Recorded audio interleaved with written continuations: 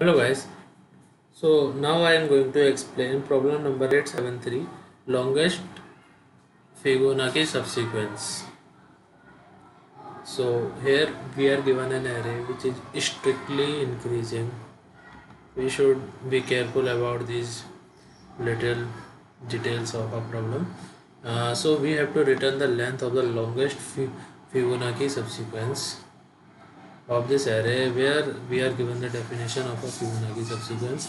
So a Fibonacci subsequence, we know generally that it is 0, 1, 1, 2, 3 and so on, but here it can start from any elements.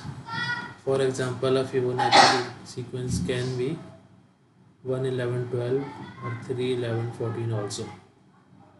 So what we have to do is that we have to find the longest subsequence, which is Fibonacci of the given array. We are given constraints 10 power 3, so we can have a n square solution.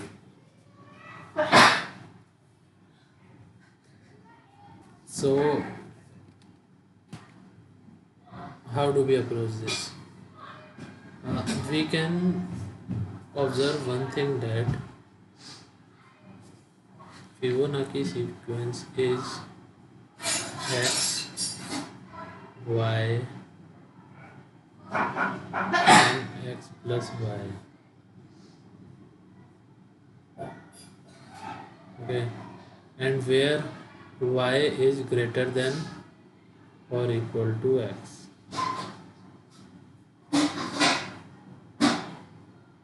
So after every two elements, our sequence doubles itself. So what we can observe from it, that the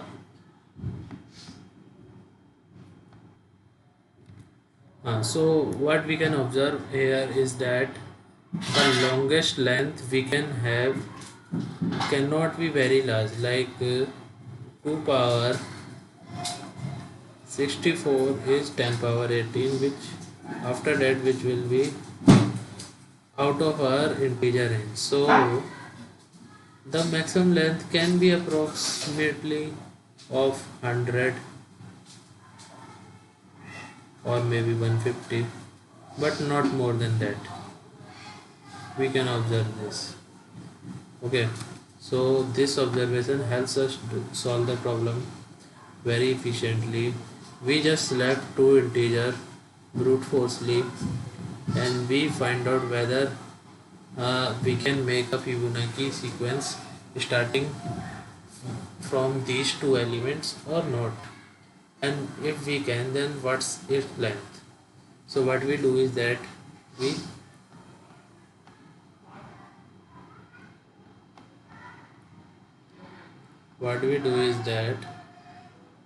store the indexes of every element in a map, and after that we are brute forcing our first and second element, and we keep on checking whether we have a third element or not. Here f means first, s means second, the third element exists in our array or not. If it does, then we update our first and second element correspondingly, and we increase the length of our current Fibonacci sequence, and we update the max correspondingly. So we don't need indexes here, it is just redundant. And if the max length is less than 3, as we can have a length of 2 if there is no Fibonacci sequence, but the definition here is that n have to be greater than or equal to 3. So if our max is less than 3, we will be returning 0, otherwise we will return max. That's it.